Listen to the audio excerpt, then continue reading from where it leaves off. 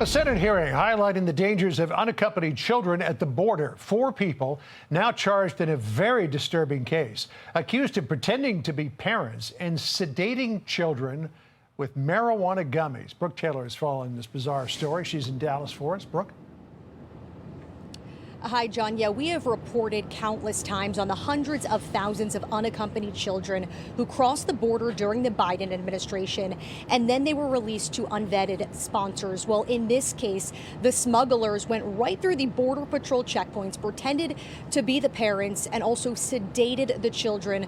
2 U.S. citizens here and 2 Mexican nationals who are still wanted are charged right now in this smuggling scheme.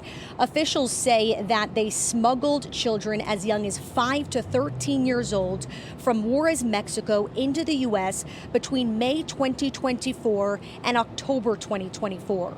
Pictures from court documents show the suspects at Border Patrol checkpoints posing as the children's parents by showing fake U.S. documents.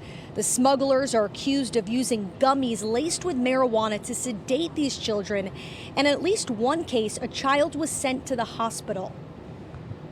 We've seen everything from Benadryl to now these gummies being used to be able to sedate the children. And that way they're less likely to answer questions or provide anything that's going to be inconsistent or contrary to what the smuggler's saying.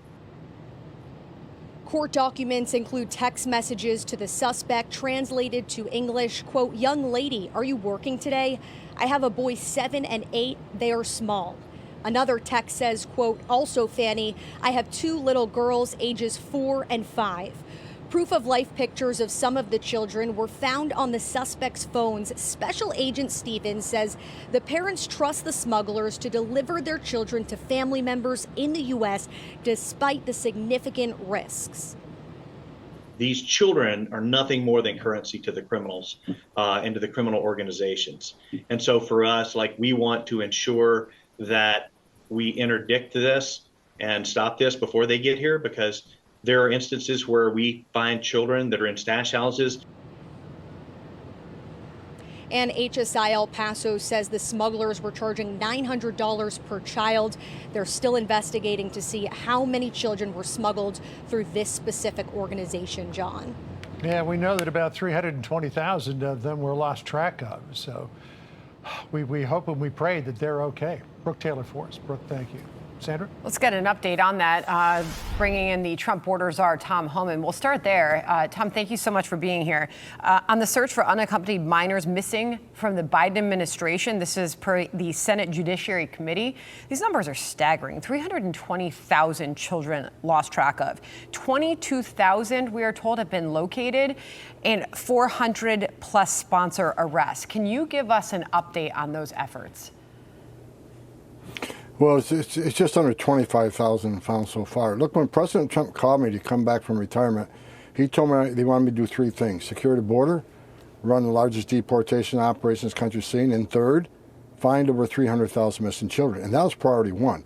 So they've already located just under 25,000. Some of these children were fine with parents just hiding because they don't want to be deported. But many were in sex trafficking. Many we found in forced labor.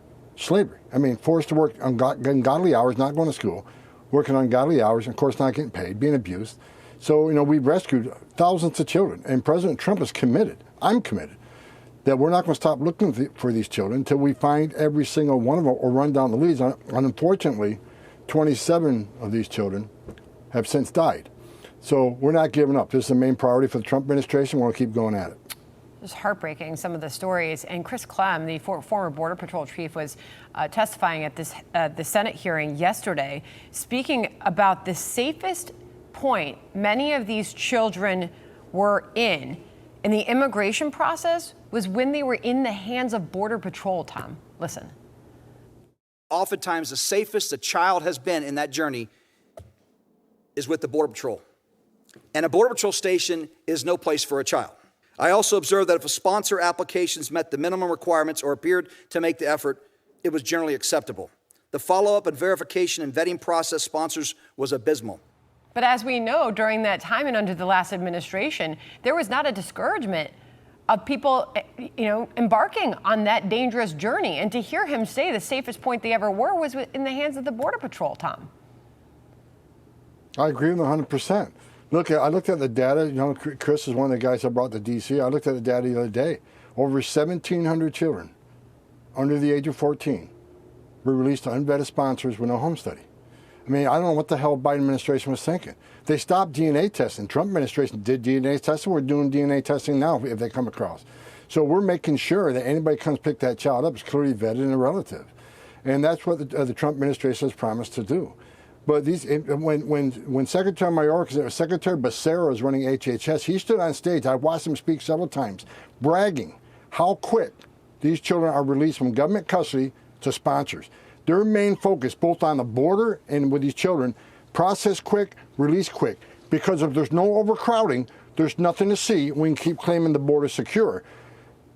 They release these children in a matter of days without proper vetting. So they didn't do due diligence, and that's why there's over 300,000 missing children, and they're hard to find because children don't have a footprint, right? They don't own a car, own a home, have credit cards. We can find you. We can find me because we have a digital footprint. Yeah. Children don't have a digital footprint. So we got to count on the digital footprint of the person they released them to. And many of them weren't fingerprinted. Their IDs weren't validated. There's home checks. So now we're going out looking for these children. Some of the addresses are churches. Some are grocery stores. Some are parking lots and car washes. It's a lot of work, but we're not giving up until we find and run down every lead that we got. President Trump's committed to that. I'm committed to that, and that's what we're going to do. God bless those who are engaged in that process of finding these children. I want to finish off with President Trump's remarks on immigration earlier at that news conference today. Listen.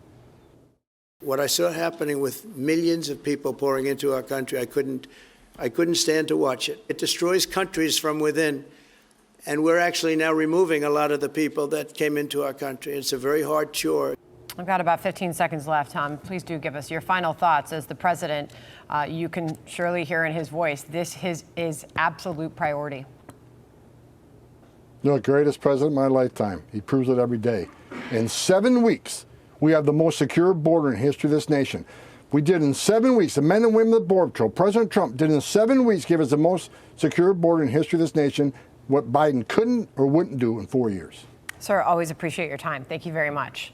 Hi, everyone. I'm Brian Kilmeade. I want you to do me a favor. I want you to click to subscribe to the Fox News YouTube page. This is the only way that I know for sure that you're not going to miss any great commentary, any great news bites, any great interviews coming your way on Fox. You can get it all here on YouTube. So subscribe right now.